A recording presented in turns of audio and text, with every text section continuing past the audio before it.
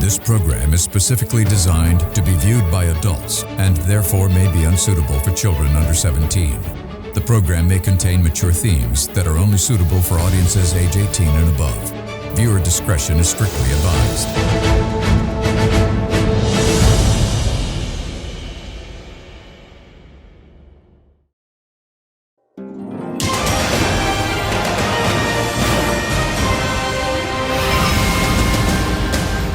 Wedding bells may be ringing for Taylor Swift, but so are the alarm bells from environmental critics as fresh scrutiny over the superstar's private jet use takes off amid growing speculation about their imminent walk down the aisle with NFL star Travis Kelce.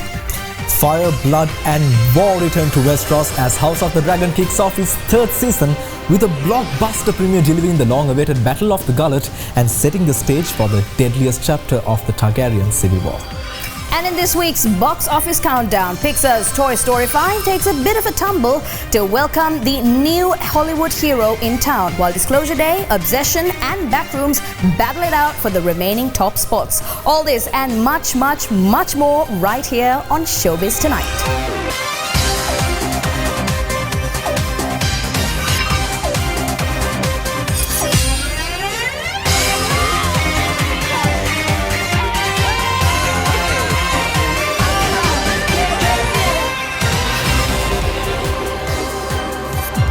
Live to tape from Studio 24. This is Showbiz Tonight. Here are your hosts for this evening.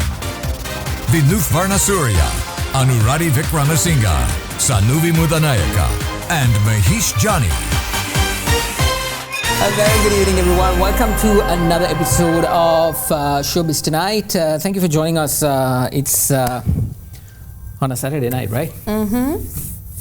Why are you drunk? 9:35. Almost 10. Why are you drunk? Why am I drunk? Why am I? Oh, we have Sanuvi with us. Oh wow! Hello. Oh my God, Sanuvi, hi. So, what have you been up to, and also, how's the child? No, I think this was the second maternity leave. Yes. Second maternity leave. There's been That's right. yeah. You took Children, maternity leave. enough time. Twice. Second one. Exactly. Yes. Twice. So, how's the kid? Kids are fine. Kids are good. Am I the everyone's doing god? fine. Yes, God. Parents.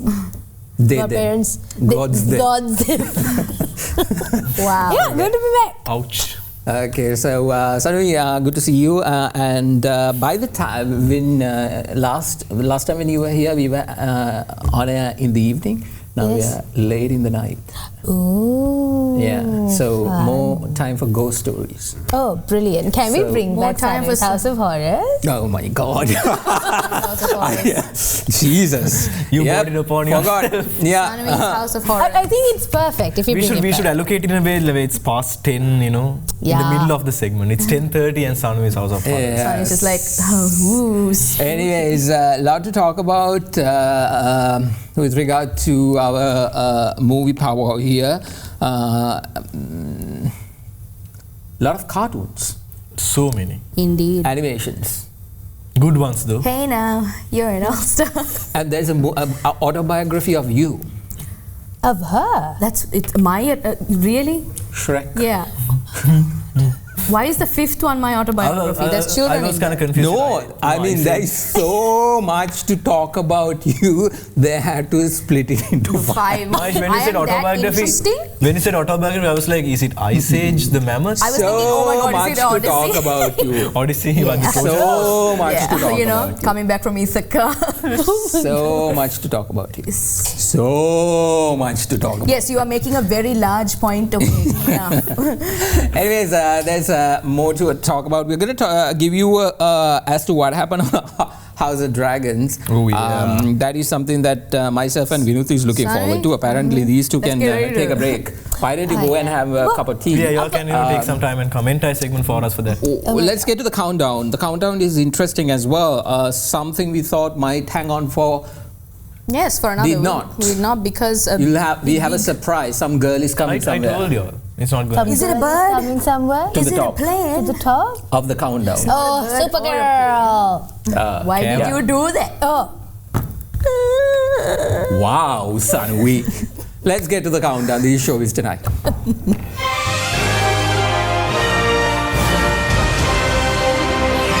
And starting us off on the countdown tonight is the king of pop himself, Michael, the much talked about biographical drama bringing the story of the music legend back to the big screen. With Jafar Jackson stepping into the role of Michael Jackson, the film traces the rise, pressure, genius and the controversy surrounding one of the most influential entertainers in the music history. From the Jackson 5 years to the global superstardom that changed pop culture forever, Michael keeps proving that a hit will always be a hit, and it sticks around in the countdown with nostalgia, curiosity and plenty of conversation around it. Do you know what I'm after? You want to be the biggest star in the world? We need to capitalize on Michael's success because the Jackson family is the brand. That's our Coca-Cola. And we need to start selling. So I'm planning an international tour. This is just the beginning. I need to think. I told you what to think. I love my family, but I just want to do my own thing. Just have all these ideas in my head. Just gotta get them out. And do it, Michael. Not a little boy anymore.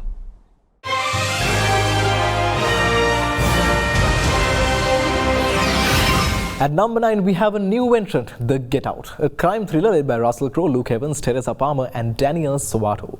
The film follows the nightclub owner who is on the verge of leaving his dangerous past behind for retirement. After masked gunmen rob him and find himself squeezed by ruthless cartels, a mysterious newcomer arrives with an interest in buying the business. Now with its gritty setup and hence character drama and also Russell Crowe's European accent thing going on, The Get Out lands on the countdown as one of his bit sharper adult thrillers. I am from Albania. I run a nightclub. It's a good job. Some stress. Don't mess it up, amigo. But not too much. Time to let all the negativity go. Feel yourself growing lighter. You suffered a cardiac incident, and if you don't make some very serious adjustments, well, you will die. She said I have too much stress. Look at this. Hey, your mother. Sorry. Maybe it's time to get away from it all. Tell Rodriguez you can't clean his money anymore. I need to sell the club. If we're gonna do this, I need to see real numbers. You meet my price, I will show you everything. This guy's like clockwork. Told you to get more money. This is a real gun, so just stay back. I brought my own. Money! No! I'm not the kind of man you rob. Do you want to get shot? Take it easy. Let's go! You're obviously into something big. We are not promised tomorrow on this line of work. It was nice while it lasted. What do you say, Johnny Utah? In and out in 90 seconds, nobody ever gets shot.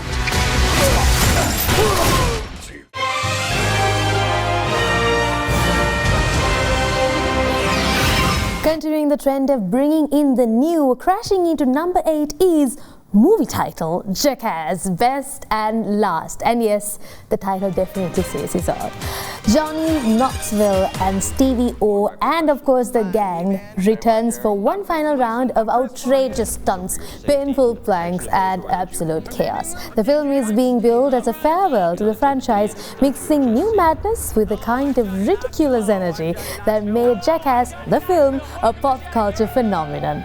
This time a certain android also swooped into the steal the show. Jackass Best and Last is unapologetically loud and very true to its roots. Reckless, ridiculous, and for fans probably exactly what they came to see as a fitting finale to the franchise. Nice to meet you all, big fans. Oh my gosh, he got you! Give me a bucket of water so I can throw it on Larry.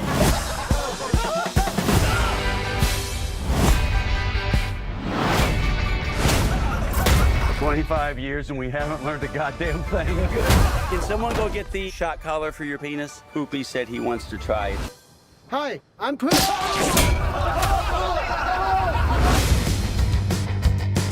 You're taking it to a whole other level. Yeah. Look pretty happy about it. If you're gonna be dumb, you gotta be tough. High five.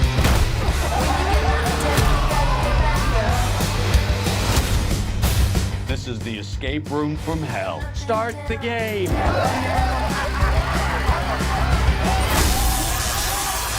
I think we're moving to the next room. If you're gonna be dumb, you gotta be tough. This jump is good one.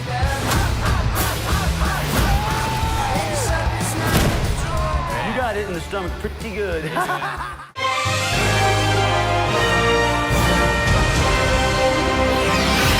At number 7, the applause and raised eyebrows keep on coming for Backrooms. The movie is for sure one of the more unexpected big breakout box office successes, especially considering A24's history with niche concept films in any genre. But now the internet has begun to see a bit of a Backrooms saga pop up. Prime Video and HBO Max have had rumors swirling for days on potentially similar replacements as well. Safe to say Backrooms is raking in the big bucks and it seems to be having a very steady run at the box office. You got the camera, right? Or you can borrow it again. You still haven't told us what we're doing here, man. I did tell you. Research. What the fuck? All these places and buildings, rooms, misremembering themselves. It's a real mess. But also beautiful, in a way. No. Clark, where are we?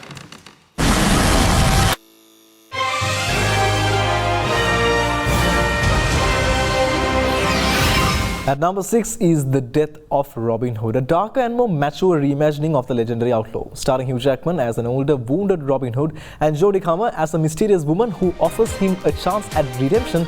This is not the bright, heroic version of the story audiences may expect. Now, instead, the film explores guilt, violence, legacy, and whether even a legendary figure can escape the weight of his past. The film may be grossing well, but critics are not happy with how the tale is spun, now claiming it's a badly timed take in the economy most struggle with. As always, there are purely opinions, so it's good to take a look for yourself. We were monsters. I am the outlaw. Robin Hood.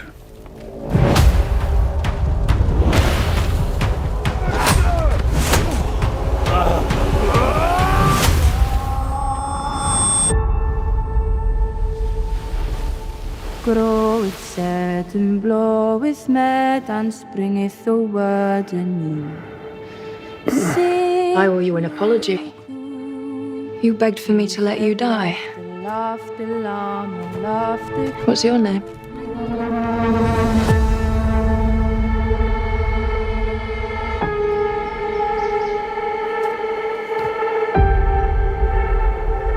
Can you make for me? I'm going to make you a bowl. All right. What happened to her? Terrible things.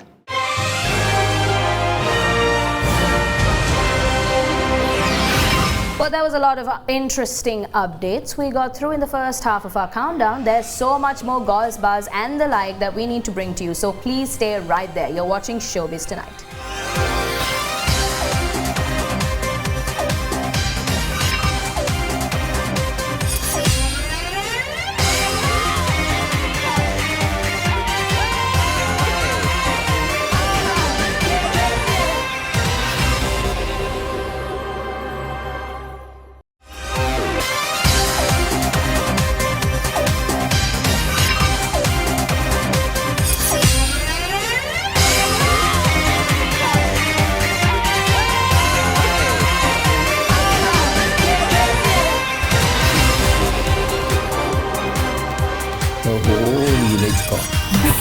Destroyed. Welcome back, everyone, to Showbiz Tonight.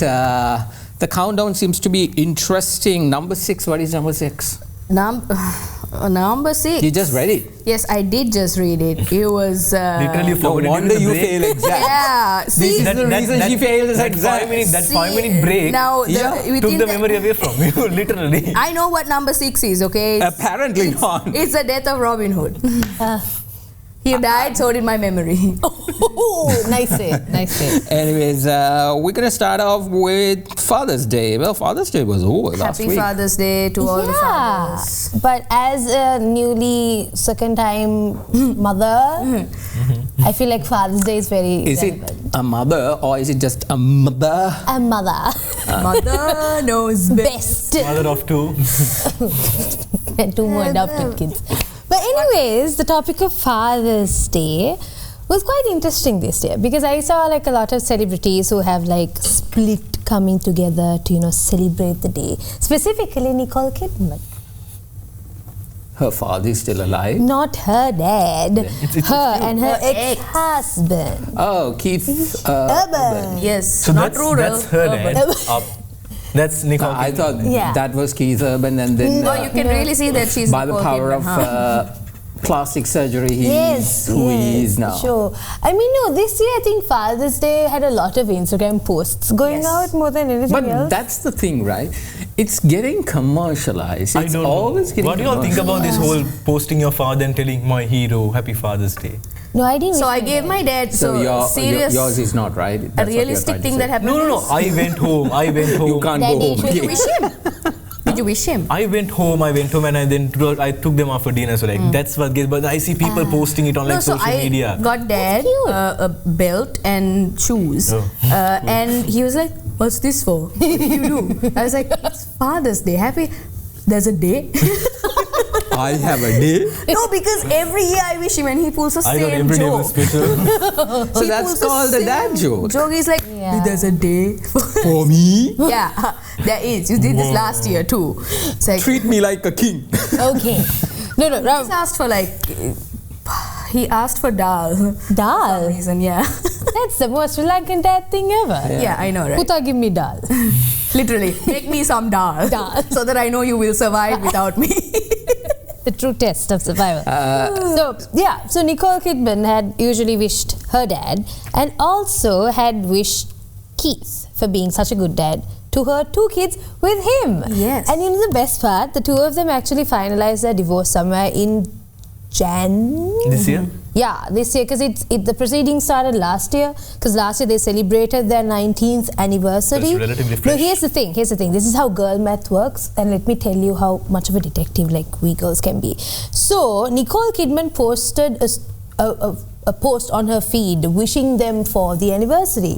Keith Urban, however, did not share a post, but just commented, which would indicate that there are cracks in their marriage. Or maybe they already had that conversation. Yes, and also she decided. Crack in whose marriage? In Nicole's marriage last year.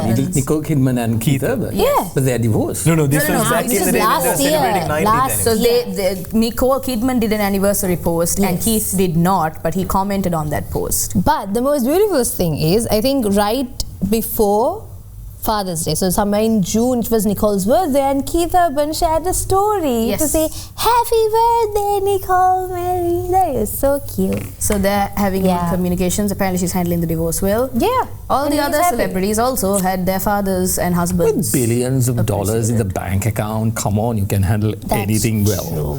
Why do you have to keep suffering over a man when she's like a girl boss? She's like one of the strongest women that I actually know in the industry. That is true. But she's advocating for women's rights and she's taking on projects that is reflecting. Yeah, exactly. She's taking on roles that is like depicting women power. Yeah. Psychotic. I think recently she got called out for not having forehead wrinkles because of Botox. So that's not great. She got called. Let her do what she wants to do with her billions of dollars. That's true. But yes, what a lovely sentiment. Yes, we hope you had a wonderful Father's Day. Yes, happy Father's Day. Yeah. Anyways, moving on. Yes. Arnet? Why did you have to put it that way? What? Because it is very... I don't know what the story is. It is pretty well. It is pretty well. You have a point. Oh my It's I don't Will know. Arnet. You know Will Arnet? I know Will Arnet. Why did you say that you have a story about Will Arnet? Oh my god. Okay, Will Because Arnet. Will Arnet was asked about a thing. Now we have to clarify. Okay. Please, it's 9:35 p.m. At least everybody watching understands something's happening here. Anyway, as you see on the vertical wall here, it's the lovely couple Will Arnet and Amy Poehler, who are now unfortunately split after their decades-long marriage. Recently, Will Arnet sat with Jason Bateman for their podcast, and Bateman decided he's going to go low. He's going to make a very shitty joke, literally. But the He got a human little language is as such. It is always like, pissing somebody off and making them, that's how they make the... Oh, yeah, for sure. It's a podcast.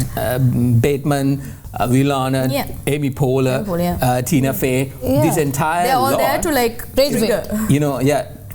rage bait. Yeah. So but this is a rage it's fun bait. for them. Yeah, this is a rage bait. No, but no harm, no foul. Nobody was like super pissed off at it or anything. But it did happen, and at the moment it happened, Will Arnet put his foot down and was like, no. So what happened was, at the podcast, Jason Bateman, they all of a sudden got to this thing where they started talking about flatulence, right? Farts. Yes, you farted in front of me, right? I was like, yeah, and then like the guys are talking about it, and then all of a sudden Bateman was like, wait a minute, have you ever put in front of Amy?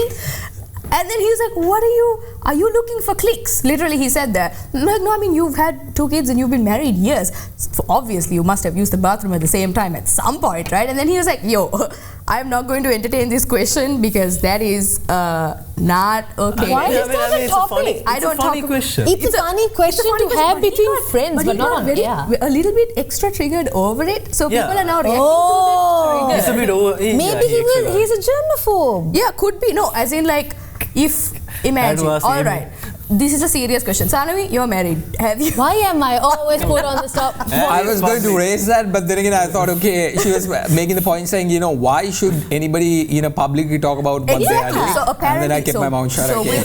Let's not bring that up then. No. We have to be Bateman in this scenario. The problem is that Bateman kept pushing for an answer. How are your toilet habits?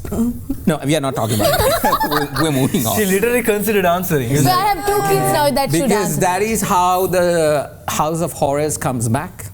Those are the stories she brings in. She will bring this in. Honestly, if we had House of Horrors, she would have just taken this. Yeah, exactly. And then Bateman was like, okay, chill, like no problem. And Arnet was like, okay, well, whatever. Did Amy comment at did she post? Amy had liked posts that had mentioned memes relating to the whole thing. It's like one good thing about it is like Amy Poehler's podcast. I think I've constantly watched that called The Good Hang. It brings Good Hang won an award this time. But I think it's hyped. Not like they didn't have anyone else to give it, so she got it kind of. But she won. So Amy Poehler. Yeah, but what but the podcast is good.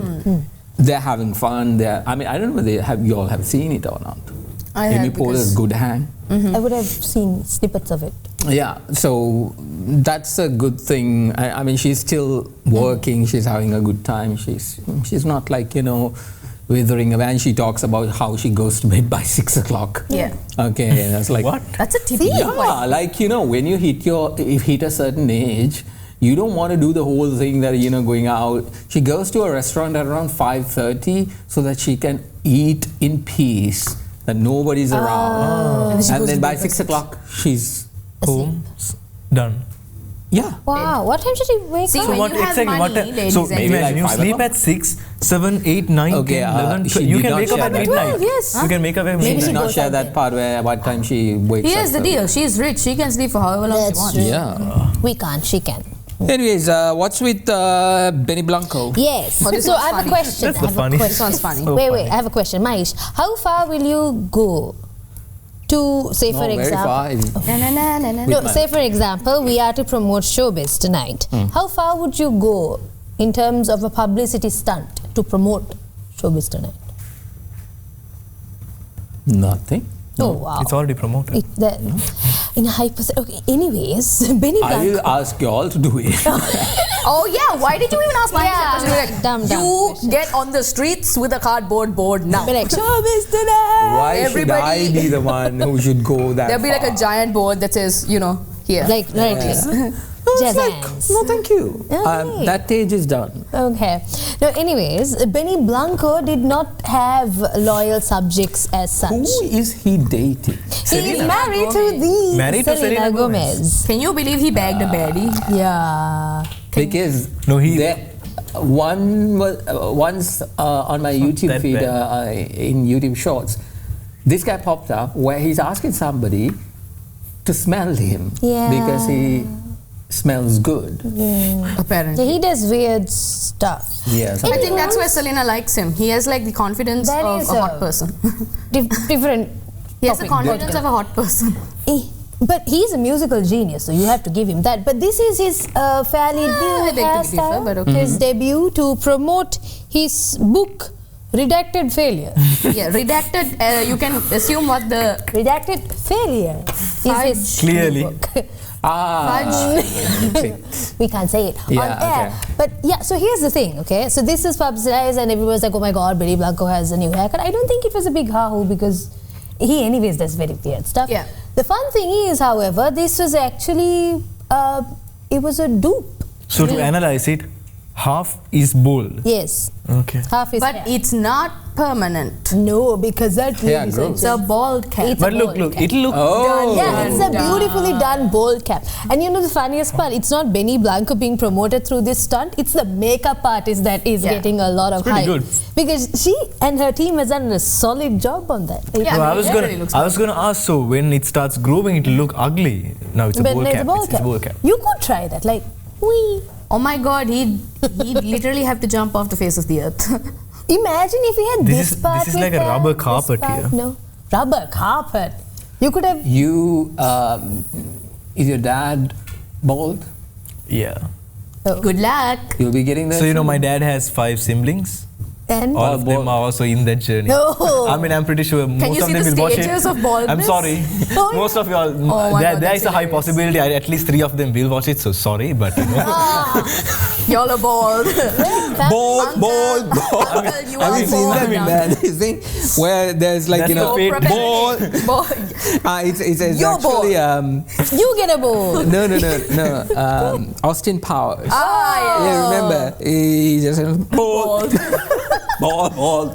Well, family nights are Oh my gonna god, be the low. Good for uncles you are going now. to be furious tonight. No, I'm gonna go to Candy this week.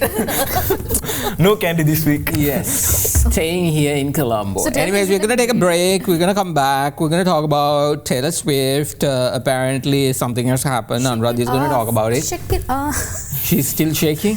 Yeah, she's still shaking. Might be a medical More like a condition. turbulence. She has Tourette's. No, she must be having some kind Leave of the girl alone. infection. She has a wedding needs to to get plan. it checked if she's still shaking. Let's take a break. You're watching Showbiz tonight. We'll be right back.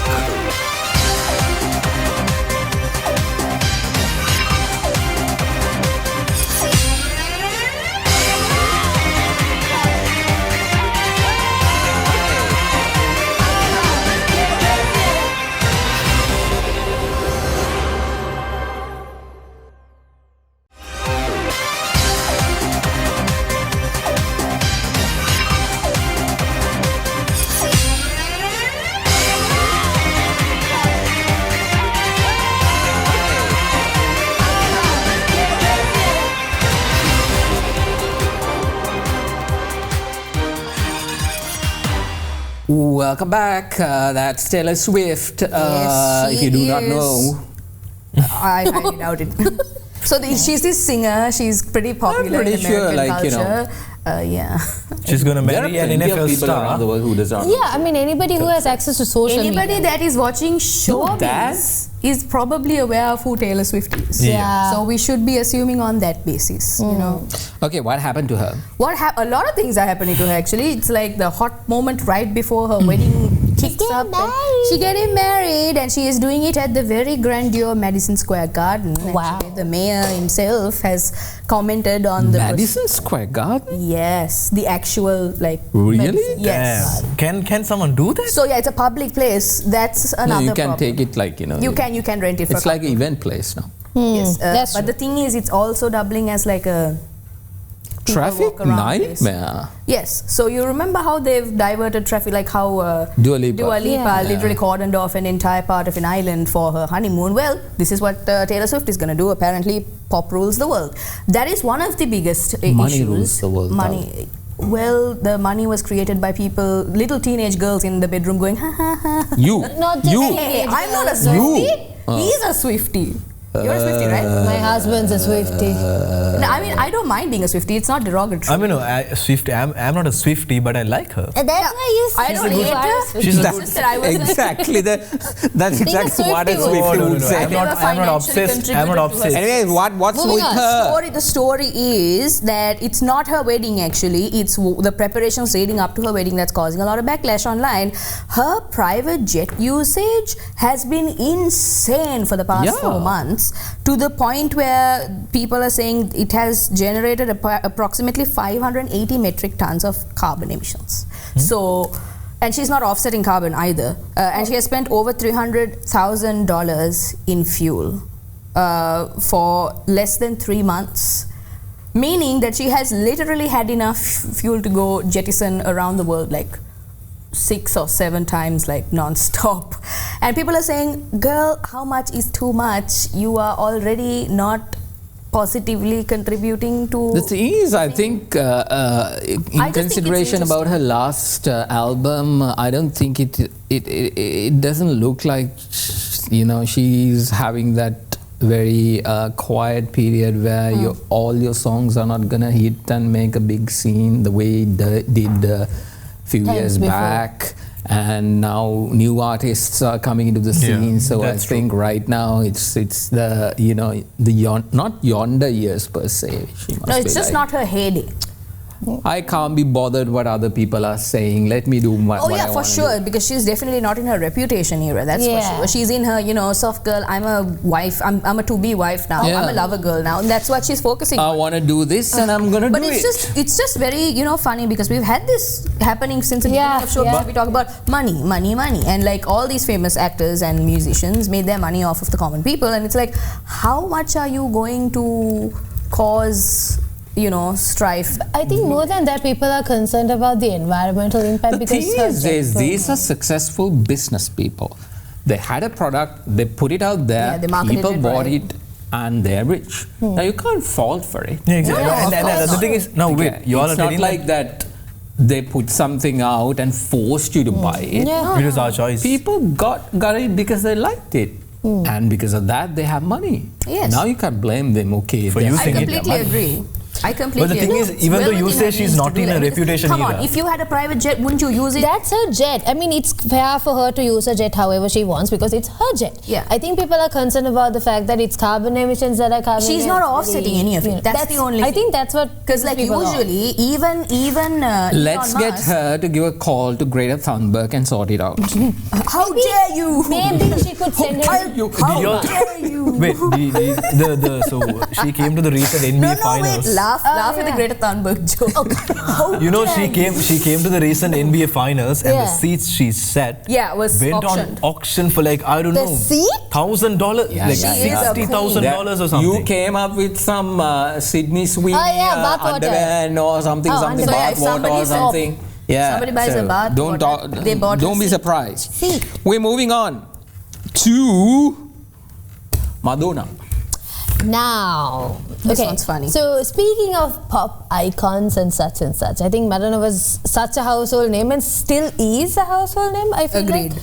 But there She's Madonna. Yeah, that is true. But there are some instances where celebrities try to portray their biopics and such, especially with the rise of the Michael Jackson one. I think people want to portray what their life was like. You have documentary after documentary. We have people like Jessie Nelson releasing their own ones on YouTube. She's on a 3rd documentary about her thing. But this one, a particular biopic of Madonna, was in production or starting to get through. Material girl. Yes. Struggling with the material. World. 2022. And then ever since 2022, the main actress to play her was selected, la-da-dee-da, stories were set, shoot locations were picked out. But guess what? It was shelved because it's too expensive to film. And the reason for that she has creative control. Yes. Yeah. Obviously, she would have wants to debut in the best way possible. Yeah, exactly. So here's the deal. The other thing is, she apparently tried to take the shooting location to Serbia. Yeah. And then the producers are like, you're not going to last 4 days. And she's like, my life has been such a survival run. Do you think I can't survive in Serbia? Then another $1 billion artist. I really don't know how to feel about this eat the rich mentality that we have going on. I mean, like we just consistently zero in on the rich? Eat the rich mentality. What does that mean? That means like, oh, look at this guy's net worth. It's not like just the story. It's like the story is connected to the net worth. Yeah, because that's where it is, right? When you're, when artists come and complain about, let's say, politics or how people needs to vote or something of that nature, where a person who does not have millions, billions of dollars in order to, they have to literally die in order to get a little bit of money in order to survive, and these guys comes out and give lectures after lectures as to how they need to live there. That does not make sense. That's why every single person always, when you have reached a certain, I think it was Bill Maher or some, I think it was Bill Maher, and there were a couple of other artists as well. They tell Hollywood, just shut up. Yeah. Okay, just shut up. Do what you're good at. Oh my God, I'm having such a bad life. It's like, you have billions of dollars, go spend it and do whatever you want. My only concern is that Julia Garner went through an intense boot camp to like portray Madonna, and now she's like, you know what? At an interview, Julia Garner was like, I'd like some updates too. When she was asked for updates. So yeah, poor Julia Garner. But the funny part is she wanted to take it to Serbia. She did. She really did. Yeah. She said she's gonna shoot. It's so fun. It's like, can you last 4 days there? And then he's like, of course. And then, all right, we're gonna go to the next one, which is a movie. Yes, I am extremely. Klara and the Sun. Yeah, Klara and the Sun. It's very interesting. Oh my God, I'm so. Prior to talking about it, take a look at the trailer of Klara and the Sun.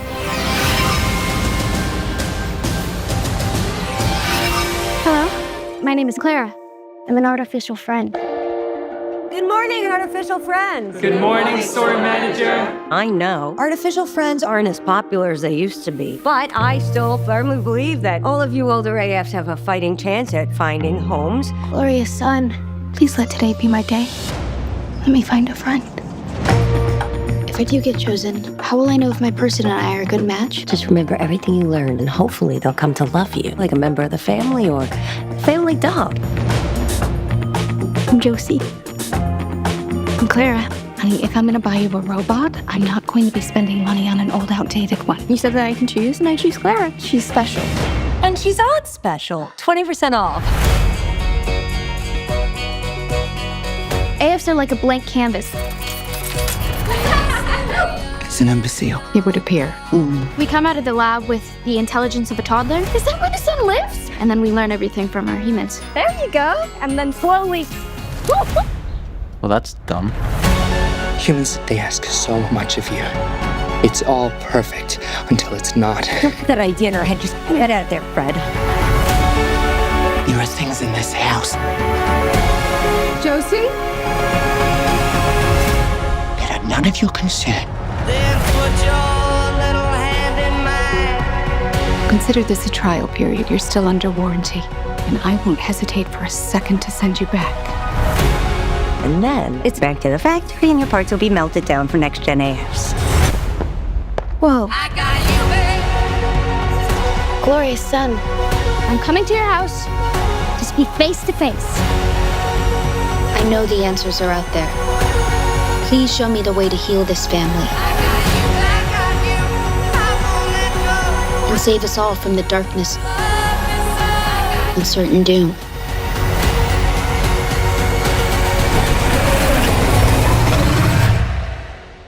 Okay, thank you. I love you. I got you, babe. You're not the droid we're looking for, honey. Chrissy, I think that we could become really great friends, and I just think you can't build a friendship. Get your Pandora box!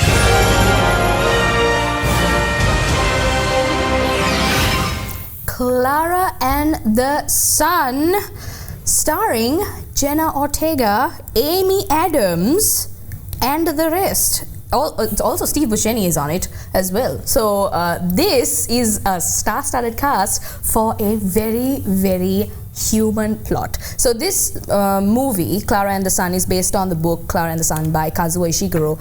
And boy howdy, when I tell you, this thing is gonna have you questioning your humanity, especially in this day and age where AI and robotics is taking center stage.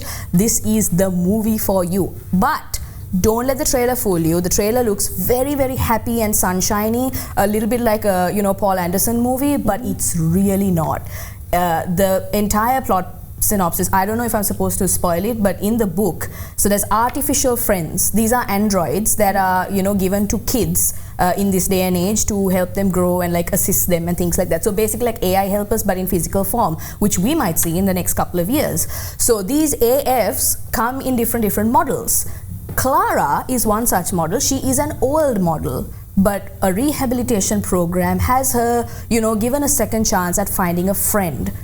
So she's an AI model. She is an artificial friend. She's an android robot. Okay. So when they are made not an iPhone one. No. So they don't have access to the internet or anything like that. They are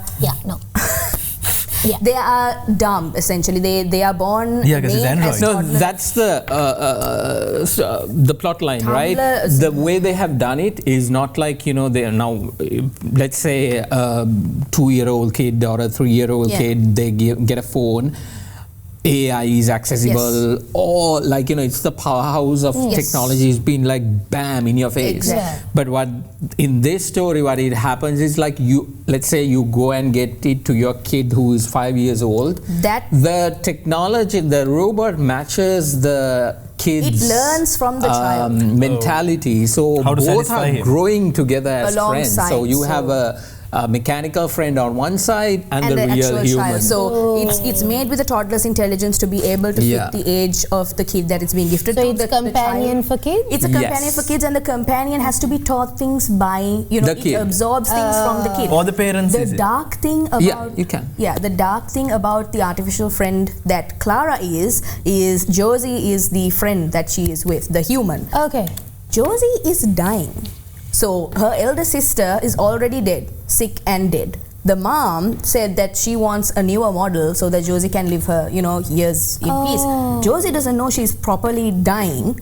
Do you know what the mom is trying to do? No. The mom is actually, like, this is the whole point of the plot.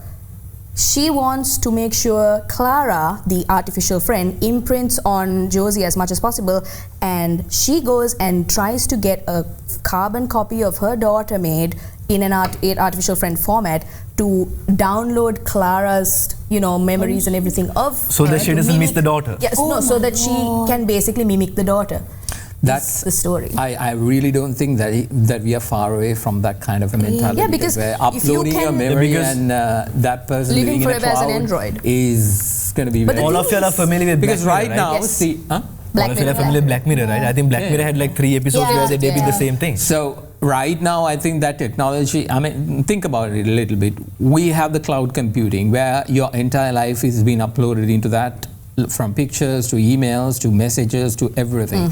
And then we have now artificial intelligence coming in, which can take on all that information and create a profile of whoever that person is. Alter the data. And that person, you can just have a chat bot and you can have that the only thing I'm in a very primitive form right now. Just imagine what will happen in another 5, 6, 10 years time. Definitely we will have, we will not die in terms of physical form, we will. But our memory. But then because it already exists. Like, you can upload all your memories. There was this family. How do you want to go out, Sanuvi? In the sense, you're asking me how I want to die? Yeah. Ooh. This is an interesting question. Yeah, I'm starting to think now. He's having an existential crisis. They have these biopods. Yes. That's exactly what I want. Yeah, I want to. You want a tree? I want to be a tree. And I want to be a tree and then start screaming at No, imagine. We have like a very bad day. We're like, what would Maish do? Let's go to the tree. We go to Maish. Oh, Maish. and then a branch comes and doom. No, a crow sitting on the branch will just split. It's like, okay, that's malicious. Well, Klara and the Sun. But what worries me is Taika Waititi is directing this. No, it's gonna be good. Trust me on this. It's gonna be good. Because remember how he did Love and Thunder? He is so good at taking a really dark thing and putting a spin-off and explaining it to you in a beautiful way where you understand the story. Yeah. The thing is this, people like you, bookworms, read it and then you go and jump off a cliff, okay, because you're miserable. Why do we jump off? The book is not miserable. At the end, you know what happens at the end? No. Okay? So, when it comes to visual form, we really need it expressed in such a manner. Young kids will be watching this. They need to get a positive spin on that. Okay, understand, make sure that they are not getting a very... But what kind of message does that give to like... No, let them find out as they grow. Okay, each and every one of us, when we were young, we had all these beautiful things in our mind. As we keep growing, certain dreams were shattered. Yeah. This is the most positive. I had to come and work with you guys. So, dreams shattered too here. Anyways, we're going to take a break. This movie is coming out in October, so... I am hopefully, so let's wait and see for that. It's going to be, Taika Waititi. It's so good. Waititi? I didn't. Waititi. What? Wow. Because Rita. Let's take a break. George, Showbiz tonight.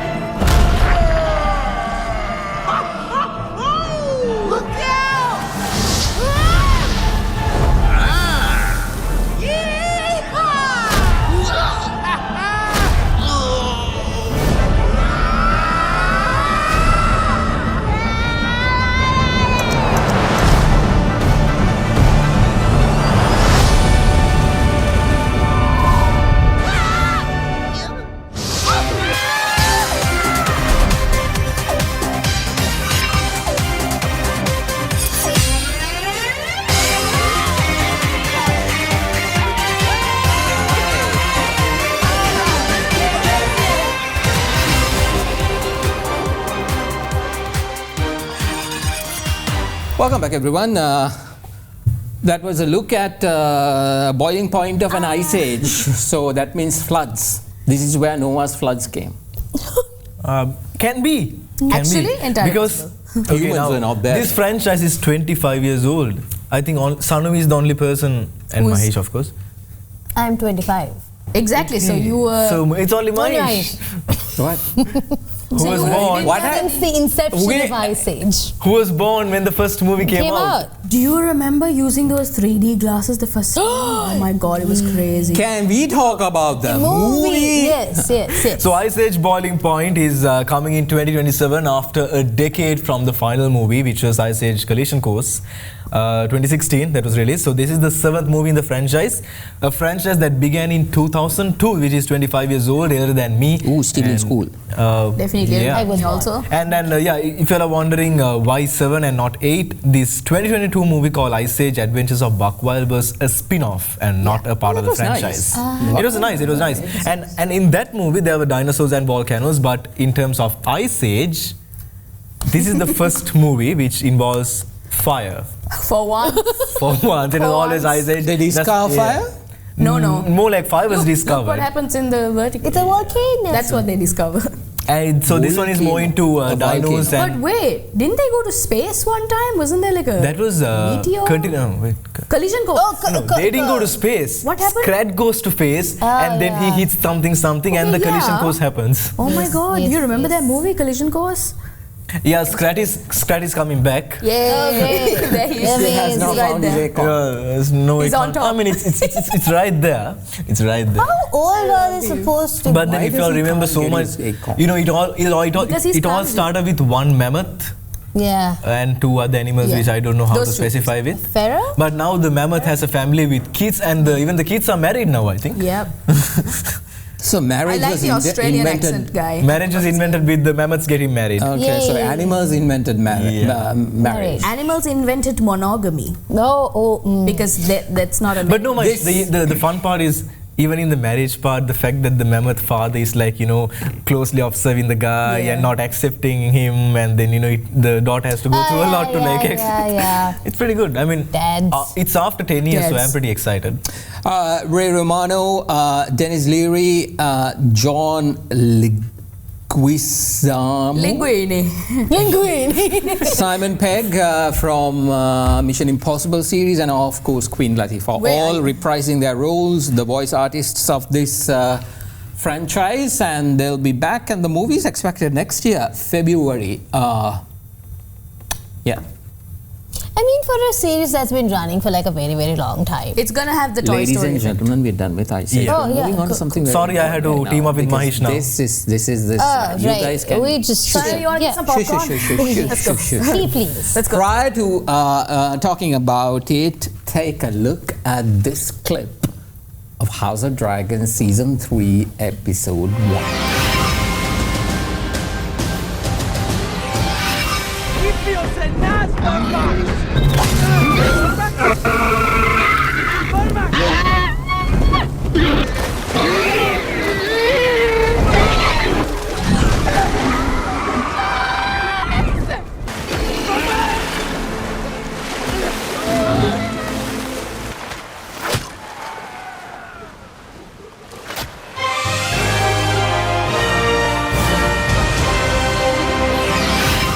Well, before talking about it, the only fans on House of Dragons on this table is Vinut and myself. These two has no idea. They think it's something to do with dinosaurs. So we're like, wow, interesting. Jurassic Park is not House of Dragons, okay? I see. It's House of Dinos. Yeah. Dinos. Sanuvi thinks it's Dungeons and then Yeah, I was like, roll a d20. Yeah, Dungeons and Dragons. What do you think about the first episode? It was good. It was good, but the thing is, I kind of feel that one thing I noticed after 30 minutes into watch time is that I kind of feel it would have been better if they involved too many entities, you know. The story was more like, they did touch more, but then the final minutes was entirely the Battle of the Gullet. But they could have shown what the other 3 new Dragon Riders would have done, what's happening in King's Landing, and, you know, more reactions of Rhaenyra, who is stuck in her room. And yeah. Is this like a darker version of Rapunzel? Oh, God. Rapunzel. Let down your hair. I think it's better for you to don't comment at all. But so we, as the entire series opener, first shot is what we saw as the last shot of last season, which was Jace and Vermax. No. Rhaenyra, not Rhaenyra. Rhaenyra, right? Rhaenyra and, yeah. The sheep stealers Rhaenyra. So Rhaenyra discovering sheep stealer was the last season's ending. And this season also we start off with sheep stealer going and taking a sheep and roasting it into nice barbecue and... sheep stealer? Don't comment. Okay, good. Okay, all right. I will listen. So that's where we start the whole thing. Now the premise of this story is that the 2 clans, the Greens and the Blacks, okay, so 2 families who are vying for the crown, is now coming at each other. We, as soon as the whole series starts, you see the HBO logo, and then the theme intro comes in. The theme starts with the war drums.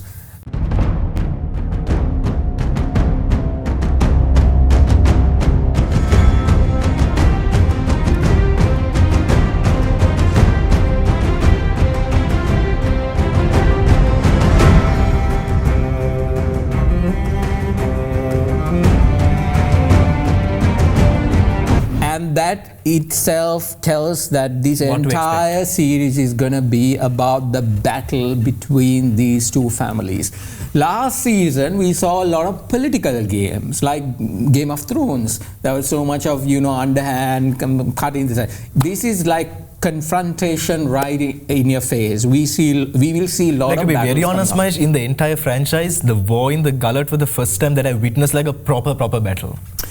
Between two sides. I mean, it wasn't like the Game of Thrones last time, the darker version of it. You have to increase the brightness in the screen. What happened in the battle at Winterfell was, the brightness was an issue, but that was an okay battle. But then the ending was like the dragon coming and making everything. But This the gullet one, was so good. so we go into the gullet, and it is a slow burner. It is not this entire big episode where we are like, oh my God, what happened? No, this is a slow burner. It takes you into this crossing, a water crossing called the gullet. That is what it is called. And so ships are coming. crossing. Gullet. Yes. That's the Not name of the mullet. place. Gullet. Okay. So we are basically getting into that particular, where all the ships from the black side, the ships that are the Valerians. So if you're wondering who the ships from the green side is, they are mercenaries called the Triarchy, who is known for their... So last season we saw... Jason Lannister going on to not Westeros but Essos, and then finding a set of mercenaries who's called the Triarchy, who's very good at sea battle, led by a commander who is a female. But in the book... It's a guy. It's a man. Okay, I'm happy. So in this one they have changed it a little bit, and the character. So how the Battle of the Gullet happens in the book, in comparison to this, and this is why I like watching House of Dragons and not like certain other movies that is coming down in the rundown, is that when we read the book and then we see the depiction exactly the way it is, then it becomes more or less like a biography for me. I know the story, it ended exactly the way I thought. That's not surprising. There's nothing to figure it out. But here, you have the writer, what's his name? George Martin. And Ryan Condal, the one who does the television series, they fight on how the characters need to move from a adaptation point of view, and he's fighting from the book. So one of the key things about the Battle of the Gullet, this is a very watered down version. What we saw was a watered down version because we were not introduced. We can't have this in the book. It goes on and on and on and on for a longer period of time, like I think around 4 or 5 chapters. It is a thick book. It is. But here, they watered down it. They gave the crux of it. What was it? Both parties come. That guy tried to trick. That entire sequence where they went through the small... That does not exist in the book. Oh, really?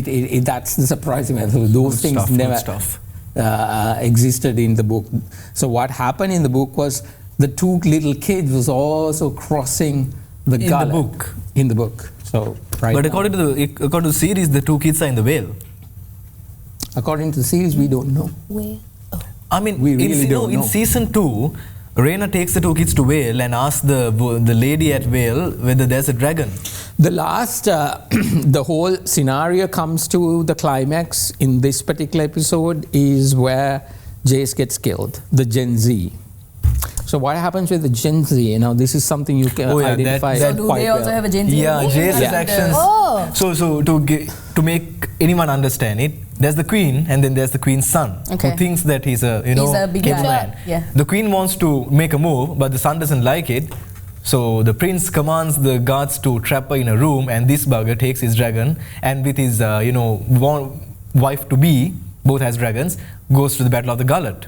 The wife to be has a better dragon, but the prince dragon is a baby still. He's growing, and they put anchors, and he dies at the end. So it is like a stupid Gen Z he move. dies, so that was the baby dragon die, or does the both die? Oh, okay. And one important thing is, in this Battle of the Blacks and Greens, dragon numbers matters, even if it's big or small. So that's the this is where you discover certain things from the book to the series. The series, the 3 dragons were in at Dragon Seed, and they were just seated there and they were waiting, they were not taking part. But in the book, all 5 dragons were at play. Exactly. Okay, so we had a plethora of dragons. I always thought the 3 dragons blacks, would, fighting, and there was no single dragon from... so Sheep Stealer does involve in the Battle of the Gullet? So now, in this episode, we see where everything goes wrong is not Jace coming and being a hothead. It's Sheep Stealer. Okay, it is the Sheep Stealer. He not Rhaenyra, Rhaena's stupid decision to make a move instead of going home. She wanted to go help the battle. She was almost there. She was almost in Dragonstone. She saw the battle. She was like, go help. That was the stupid. But I really love the way that the directors depicted Sheep Stealer from the beginning. So it's a wild dragon, right? Not a domesticated dragon. Thank you. Okay, you should have said Sheep Stealer is a dragon. Yeah, we were like, okay, so you shushed me the first time. So like, when Rhaena tries to claim the dragon, he's not easily tameable. But then when he comes and gives the sheep to Rhaena, it shows that they have bonded, but not in normal. They never bonds, no. Sheep Stealer is a wild dragon who was not domesticated in the proper sense it should have been domesticated. It was never battle ready. Okay, it went into some place which it did not understand. That was the first battle that dragon has ever been to. Okay, all he burnt was sheep. Understand. As soon as somebody, some kind of aggression comes from any party, doesn't matter which party, the Sheep Stealer acted exactly the way. In case if you all wonder what happened, so there are 2 entities in the fight of the sheeps, right? So the rider ordered Sheep Stealer to burn fire, and the guy burned the entire fleets, like both side fleets. Oh God! Friendly fire came from there. Good. You know what? He killed both sides. The first blows were the enemy ships, and then he went on to burn all the other ships. He's like, might as well. Because he doesn't have any idea. You know what will fix all these problems? But Maish, you do know there's another dragon, right? Who is? I know who the dragon is. You know that dragon can fix everything, and that dragon is toothless. Wow! Wait, stop. You know about Carnage, right? Carnage the is a one that is not who preys on other dragons. Yeah, and it's in Dragonstone. I don't know whether it's not there now. No, it is around Dragonstone, and he's a dragon who preys on other dragons. Yeah, 2 times worse than Sheep Stealer. I don't know whether they'll bring it to this series. Might be, that's the fun part about watching House of Dragons, because we don't know what a book says one thing, but we don't know what will come to the television series, because that gives us the people who even reads the book finds out something very interesting, and then they debate about the fact that whether do they agree with the book or do they agree with the television series. Did you read the book? Yeah. For a person who was, ridiculing people reading books and then watching movies, no, that was an exemption because it was George R. R. Martin. We spoke about this hypocrisy last week. How dare you call me an imbecile for reading books when you did the same thing? Can we go to Ithaca now? No. Oh, wait, I do have to tell about how Mahish ruins my House of the Dragon journey. Did you do it already? Oh my God, did you already? Before that, let's take a look at exactly what this entire series is going to hold for this season of House of Dragons. Take a look at the preview of season 3.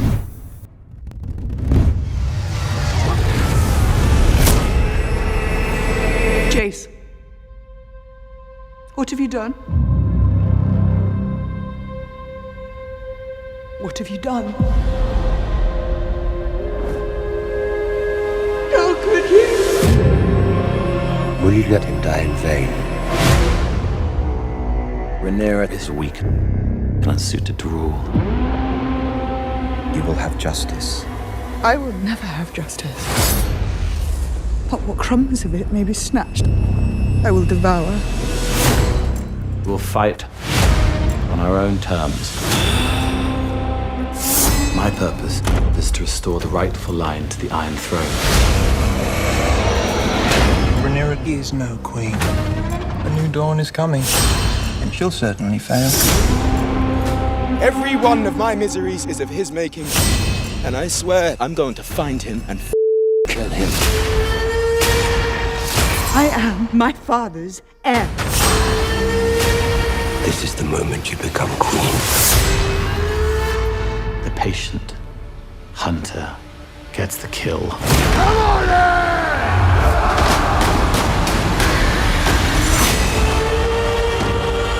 The crown is a weight that crushes.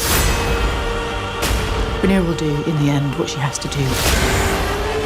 And what she has to do will be dire. Have you not betrayed your queen? You can burn us. You can kill us. You will never make us embrace her. I wear my father's crown. My enemies will not deny me my right.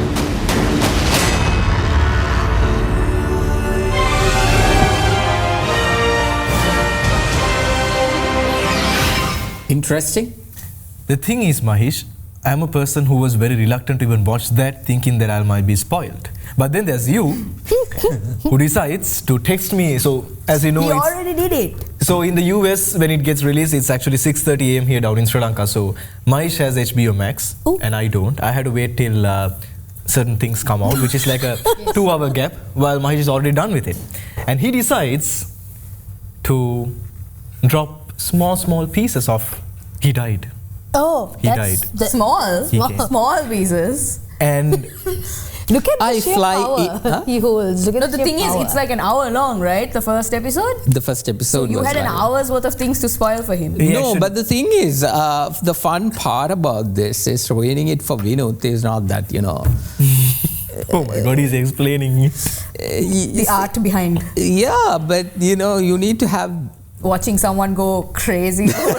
Like it's torture. No, It's this is not. So even legal. last night I told him certain things that is happening in Not in the next season. He's already next episode. But if you all do recall, Mahesh made one thing. He was like, a big character is going to die in the first episode, which happened. So I'm really not sure about what he says, whether to believe it or not, because he started to spoil the second episode for me. If you would have read the book, this would have been your experience, kind of. No, he's like, so that's what I'm just telling you. He's like, I'm just telling you.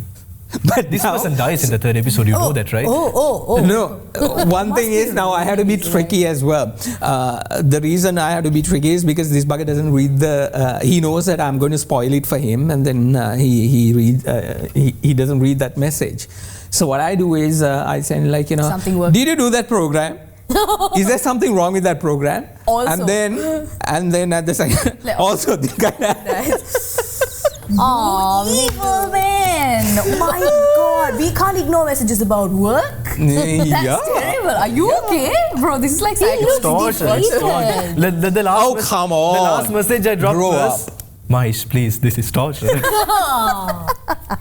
He's having his more than watching the actual series. I think this is his entertainment. Yeah. Same thing happened last time. Yeah. So last time, I remember I was there. So last time my strategy was different. I go home and watch it at night. So this time, just because of this, I wake up early morning to make sure that I watch the entire episode and come to work. So that he doesn't Commitment. No, it's hilarious because the last time it happened, I was there when he said the dragon dies, and you were like, no. Literally, Anuradhie was next to me, and I was like, no. Yeah. Why? What happened? I thought something serious happened. I really thought somebody passed away. Let's go into our next segment. Of course, our House of Dragon coming every Sunday for the next 8 weeks. Yes. Yeah. Wow. 8 weeks. So you can watch it. Let's see. 4 weeks. How exactly this journey is going to be on season 3. Season 4 is going to be the last one. Hopefully, a good journey. Let's go to the next one, which is Odyssey. Odysseus. Ithaca. At Here Ithaca. is a look at the trailer.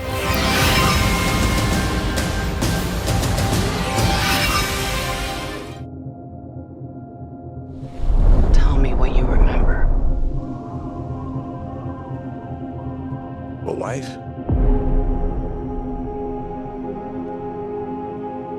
A son? And then what? We won the war.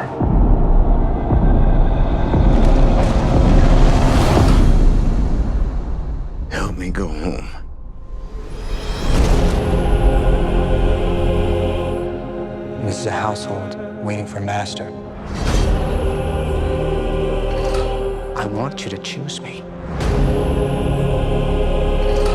Ithaca's king is coming back. No, he's not.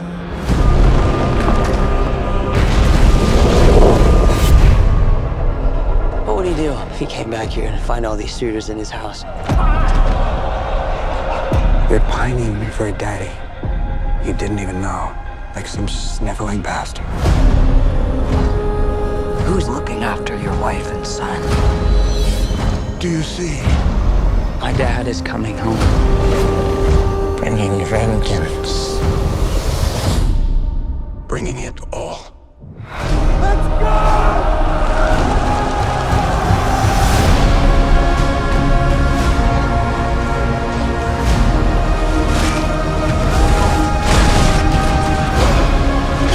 I need everyone at this party dead. I can still save them. You're a man who needs to control his fate. But you cannot control this. That world is gone. No one could stand between me and home. Not even the gods. Keep us straight!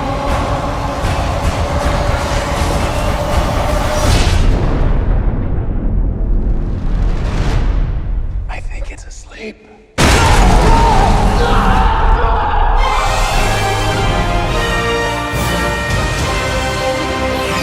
Alrighty, up next, The Odyssey. Now, this for me, the first time I got into this whole realm of possibilities and the stories tied upon it, might be frowned upon, is because I got to know or had a deep dive about this is through Epic the Musical. Which is crazy to me. Yes, I know. Because we learned this in school, but then after that, we just moved on with it. Epic. Really? Yeah, it was one grade, The one Iliad and the Odyssey? Yeah, I'm sorry. Oh, so this is where we keep our mouth shut. Yes. No, wait. Let them talk about whatever this musical and then we'll come No, it's about the book. The book, the epic. We are not talking about the book, we are talking about Christopher Nolan's movie. Yes. Okay, that is coming out in July. Best directors in the world. You guys just had House of the Dragon. Hold on. Best directors in the world. Yeah. One of the mind-blowing cast we have seen in so long. The Sun. Entirely shot with IMAX cameras for the first time in film industry. Yes. And based on one of the most famous Greek mythology stories. Not most famous, the famous. Oh, okay. Yeah. Better. I mean, And written by a blind guy. Homer?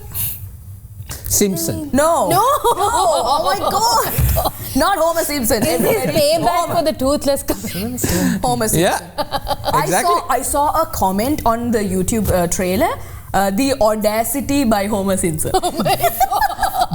Anyways, we don't have much time. We have to get to our number one as well. It's about Odyssey, the Odysseus's journey from... It's a cut and dry story. Yeah. But the most curious part is Christopher Nolan taking adaptation for the first time in his life.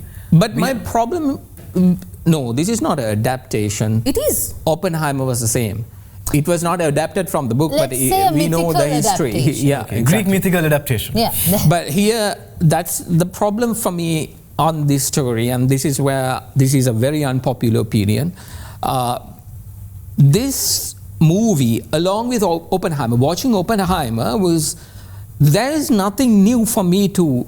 It's like if I watch a documentary about Oppenheimer, it's the same thing I would get by watching the whole movie as well. A 3-hour movie, which was like, yeah, you see the nuances, but you exactly know where it's going, you exactly know what is the outcome of it, you exactly know what the story is. There's nothing surprising for us to learn from that. Nice. And what I don't understand is that Christopher Nolan, with all his glory, like from The Dark Knight, how he did all that, this has now become a platform for artists to basically demonstrate their skills for an Oscar. That's how it looks like. Yeah, I mean, there's a high possibility Odyssey is the 2026. Because Oppenheimer was exactly that. For Robert Downey Jr., he got his first Oscar. What's the other girl? Why? Not the Thomas Shelby, not Thomas Shelby. Not. Who's the actor? What's his name? Cillian Murphy. Yes. Cillian Murphy got that one, and then also Cillian Murphy. Now these are actors which we are not like, very well. And that is exactly what I think is going to happen in Odyssey as well. You have this plethora cast who are really good, and Hathaway, Matt Damon, Tom Holland, Zendaya, Robert Pattinson. Where's the budget? And Travis Scott. No, but we know this story. He's in the cast. Travis Scott is in the cast? Yeah, he's in the cast. Wait, I'm not kidding. Yeah. Wait, genuinely? Yes. As a prop? I don't know. It's not only them. A soldier who dies? We're not like this. A lot. Yeah. Okay, it's not about the budget also. That's what I'm trying to say, that what is happening is like, this is where movies like Obsession, Backroom get a lot of applause from the people, is because now that is original. That gives you, I mean, in Obsession you don't know who those people are. Obsession was directed by a 26-year-old director, and he was a YouTuber. It earned 200 times its production budget. No, on top of it, it gives people to rediscover new talent and celebrate them. Here, this is just it's a rich people film. No, I think what Nolan is trying to do for me, my opinion. No, like after listening to it, what I feel is what Nolan is trying to do is to create a new benchmark of technology in the industry. That's what I'm trying to say. That is all good. That is all good. It was never advertised as a cinematic masterpiece. Yeah, it was shot. Because the thing is now, I don't know. But don't you see, like every single actor is vying for an Oscar? Here's the deal. way they are portraying. I mean, there's a high chance. There's a high chance that Matt Damon would win it, and Tom Holland would be the best supporting. And Hathaway, the way she cries. They exist in the trailer. No, I think all for awards are in this. That is why it's good that film production houses like A24 are giving more space to young breakout producers, directors, and actors. This is the two sides. Yeah, two sides of the coin. Because one side you have this huge big budget movies, $250 million, all that. And then you have a $70 million, 70,000 movie on the other side, but giving the same entertaining experience. Think about it. If this was a couple years ago when everything was more homogenous. This is my same viewpoint when Joker came out. So I think these movies are overrated. But it could definitely could be. No, we have to take a break, guys. We have to take a break. We have to take a break. No, but the thing is, if this was a couple years ago and the film industry was homogenized, Obsession might have just been a script from a 26-year-old writer that went to a big production house. But now there is accessibility for that 26-year-old to produce and direct his own thing. So maybe we have to get to your biography. Oh my God! Wow. We're going to take a break. When we come back, we're going to talk about Anuradhie's biography. It's actually interesting. Making a return. You're watching Showbiz Tonight. Part 5. God.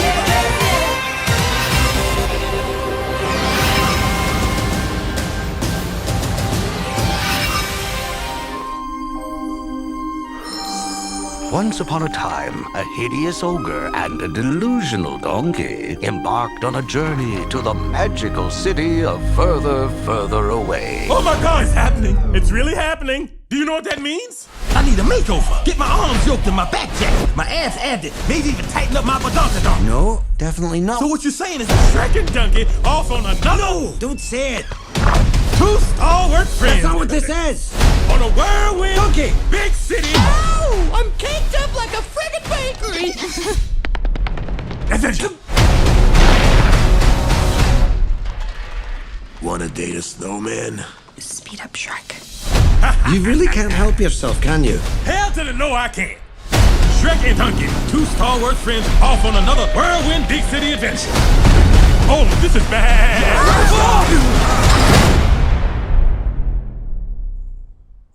Baby, come back. In any kind of fool could see there was something in everything about you. Roxy! Donkey! Hey now, you're an all-star. Get your game on, go play.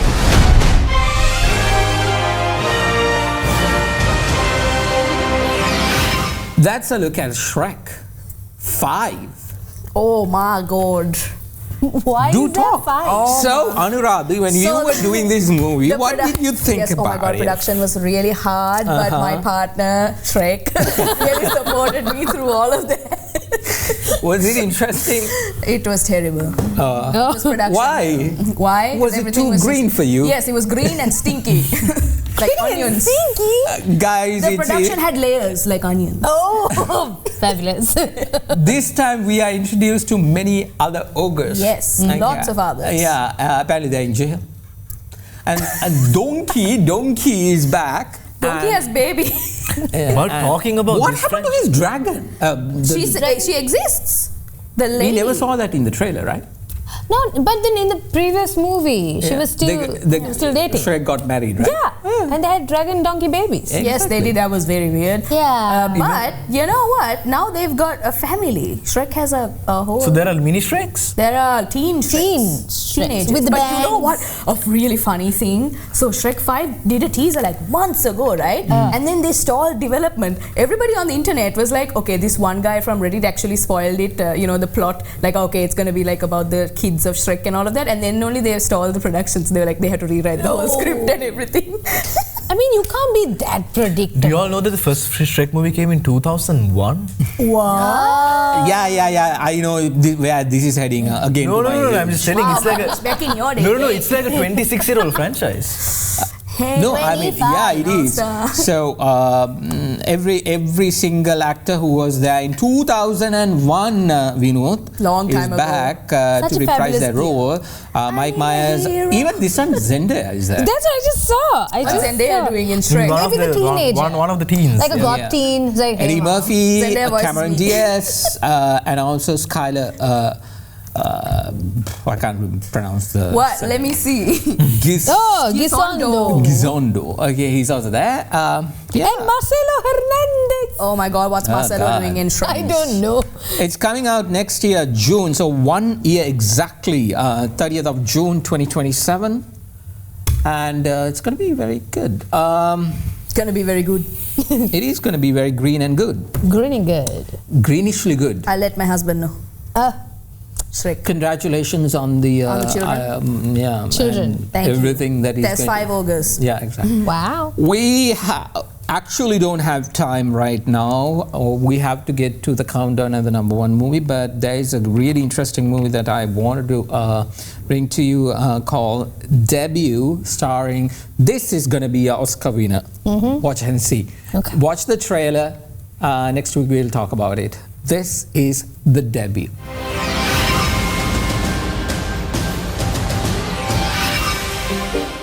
Hey, Mona, what did you do all day? Well, kids can drive. She doesn't do anything anymore. Today I auditioned for a musical show. Mona, look at you, full of surprises. What's your story? I don't think we've seen you before. I haven't sung in front of anyone since church choir. We're auditioning for Jerry. Who's Jerry? Basically the biggest name in New Jersey community theater. He's brilliant, but he's not here to be your friend. Hi, Jerry. Mocha, no milk when you have it. Mona Friedman. That's me. You're up. Whenever you're ready. Mona? Yes? You're the only person who auditioned for Miss Danielle. You got the part. Jerry is going to test you and push you and drag you through the mud. No one move. Mona, look at me and say your line 3 times in a row and don't blink. Can I blink first before we start? No, go. Everyone can take the rest of the day off, except for Mona. Every single thing you are doing is not working. Hi, Miss Danielle. Thanks for coming by on such short notice. What seems to be the problem, Barnaby? Sorry, is that how she's gonna do it? Jerry, you're Mocha. It's too late for that. Of course. All of the baggage that you've been holding on to your whole life, Honey, did you make dinner? Use it. I'll need my tool belt and a mocha. No milk. I knocked you off the goddamn wall, and you are lying in pieces all over the ground. Oh, God, it should kill you! But we are gonna put Humpty Dumpty back together again. And Mona, when we do that, you are gonna be dynamite, baby. What did the mask of Miss Danielle feel like? I could do anything. I could say anything. You know, I used to be an actor.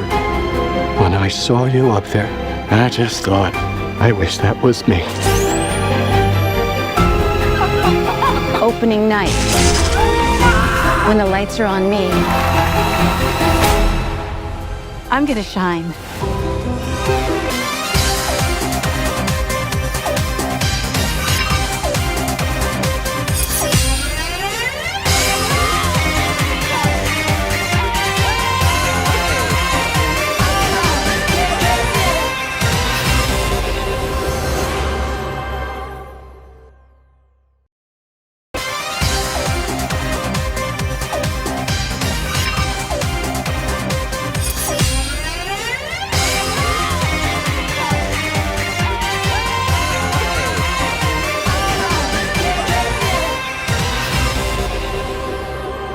Welcome back, everybody. Starting with the last half of our countdown now, taking the number 5 spot is Obsession, the low-budget horror sensation that continues to surprise the box office. The film follows a bear, a young man who makes a supernatural wish for the girl he loves to love him back, only for that wish to spiral into something far darker and more dangerous. What begins as longing quickly turns into psychological horror, making Obsession one of the year's breakout genre success stories. If there's any downsides to this small-scale film, it would be that there were missed opportunities to breed true fear in viewers because it takes a few creative liberties to get a point across. Other than that, no complaints. And the gross totals definitely show it. Good night. What else? Why? One wish, Willow. You only get one wish. I wish Nikki Freeman loved me more than anyone in the entire world.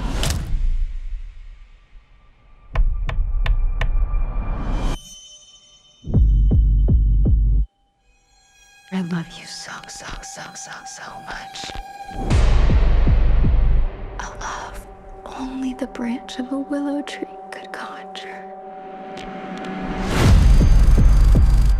It's weird how you two are dating all of a sudden. Like, super dating. I think Nikki is going through something. Like what? Is she okay? No. Jeez, what kind of spells you put on her?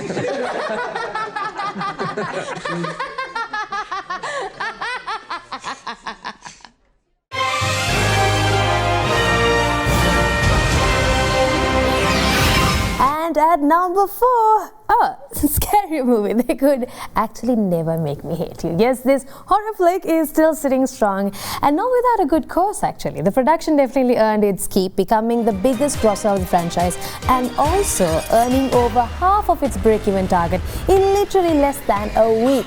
Talk about the power of a good parody. Critic-wise, there's really not much else to say about this wonderful piece of media. Honestly, if you want some good turn your brain off kind of comedy, this one is gonna fit right in. My God, he stabbed her! Not her! My pronouns are they, them. He stabbed them! We back! There's a serial killer on the loose. Hello, Tuesday. I have been preparing for this for years. Hello, Mother. You look like shit. Should we hug? I really want to, but I'm a Republican now, so I'm supposed to be racist. Oh, girl, I think all white people are racist anyway. Come here. Okay. Oh. Hey there, we heard tell of a Halloween party. We're here to drink, play bad music, do some half gay shit. Why just half gay?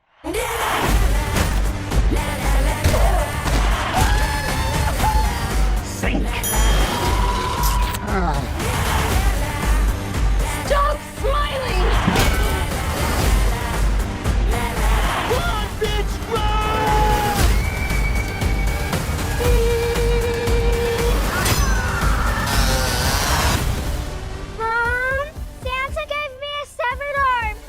Be sure to thank him.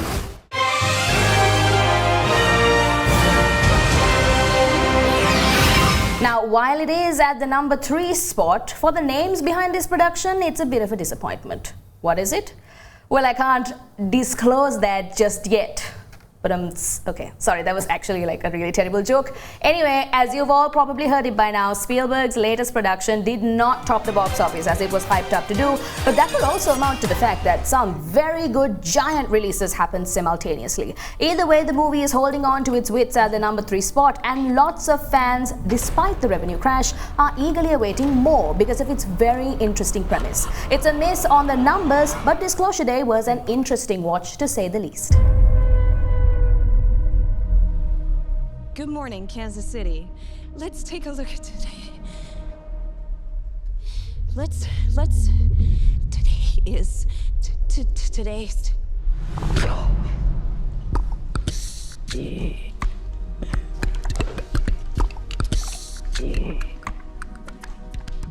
you understand what she's saying? I hear her. It's gibberish. I can't understand it. And I can. What's happening to me? People are starved for the truth. I'm a part of it now. I'm just sorry they made you a part of it too. Hello, Jane. Please. Have a seat.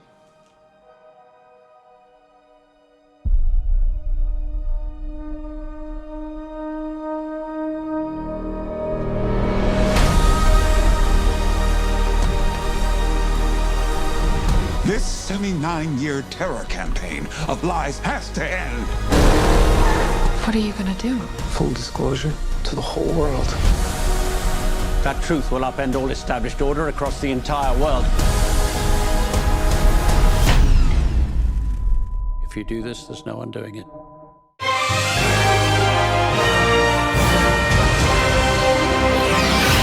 At number 2, taking a small step down from last week, the toys are still here with Toy Story 5. Woody, Buzz, Jessie and the rest of the gang return for another emotional chapter, this time facing a very modern challenge. A child growing up in a world where screens and technology are competing with traditional toys. With Tom Hanks, Tim Allen, John Cusack and a huge voice cast returning, the film brings nostalgia, comedy and heart to the countdown once again. And as always with Toy Story, the big question is not whether audiences will laugh, it is whether they can make it through without crying. Thank you. Hi there, I'm Lilypad. Let's play. Oh, extinction! Not again! Bonnie, screen time's over now. Okay. I want to talk to you, Device. Please, call me Lily. Me and the toys have been working all summer to try and get Bonnie to make friends. Yeah. But then you had to ruin Got it. You're not even listening to me. I'm always listening. See? Now look here. Me and the toys have been working all summer. Now in Spanish. What? Yeah, I got dibs on behind the dresser. Woody! Jessie, hello? Is it as bad out there for toys as they say it is? We're finding more abandoned toys each day. We're down! Tech's invaded our house, too. I don't know, Jessie. Toys are for play, but tech is for everything. I'm losing Bonnie to this device. You got a friend. Woody! Came here as fast as I could.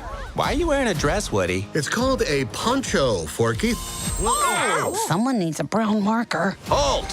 Who goes there? Whoa, whoa, whoa! I come in peace. It's been too long, cowboy. What are you, some sort of old man toy? What? She thinks you're old because you're bald, Woody. Bonnie needs help from someone at least from the same century. So long, toys. We're gonna need backup. No way. She's getting away, boss! Our mission on this planet is to make a child happy. Bonnie still needs us. Come on, Bullseye! Buzz, you stay here. I'm going with them. You don't think I can do it? No! Nice poncho. It's good to see them fighting again. It sure is.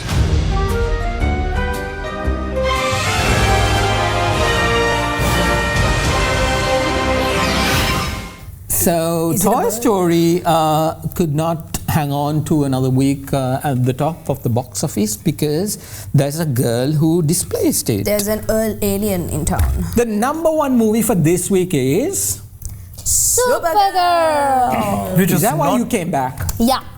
Supergirl, Woman of Tomorrow. Woohoo. That's the whole. Then who's the man of today? That is Man of Steel. Man of Steel, the man of today. Yakuda Minisa. Yes, hater. Whoa. Woman of, how do you say woman of tomorrow? Kanta.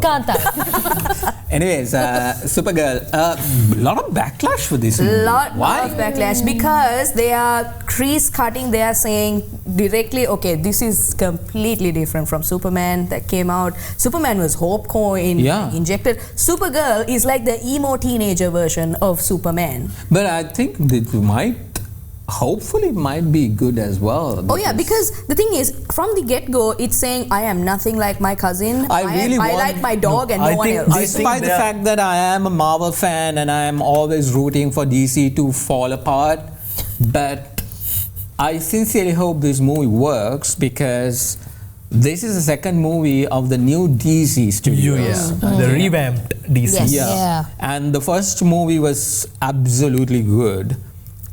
I enjoyed it, and I sincerely hope that this would also pick up the same kind of pace. It might bring the same kind of money, but fan favorites? I think Are you a fan of Supergirl? Yeah, I'm a fan of Melissa. Yeah, Melissa McCarthy. No, not Melissa McCarthy. Melissa Benoist. Melissa Benoist. Benoit. Anyway, like having Millie Alcock in the character is pretty interesting. The first look that we had was during. I think the backlash is because people are comparing it too much with Superman. But in the trailer itself, they're saying this is not going to be like Superman, so beware. And then also Millie. What's her name? Millie Alcock. Millie Alcock. Alcock, yeah. She came back and she made some comments that did not also press problems here and there. Did we learn from Snow White? What was a recent, Millie Alcock was in a recent famous something. Yeah, House of Dragon. Oh yeah, Season 1. Yeah.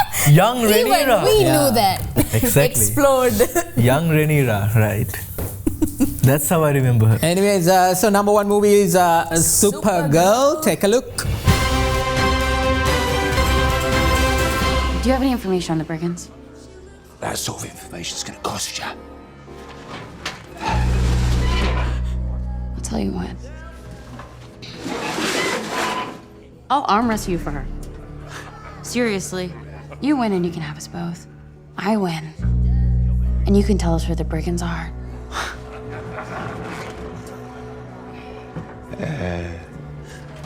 Deal. Deal.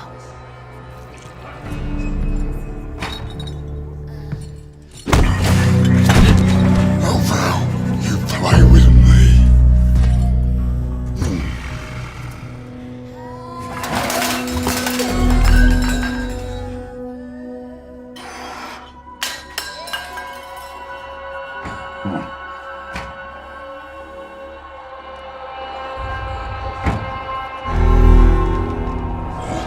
You ready?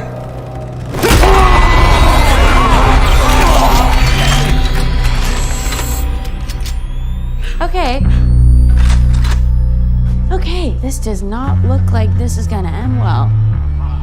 For you guys. I mean, anybody wanna leave? No? Okay, we can sit down over there. Keep playing. You know, it's like the Titanic. Yeah. Okay, boys. Fingers on triggers? Yeah? Okay, let's go.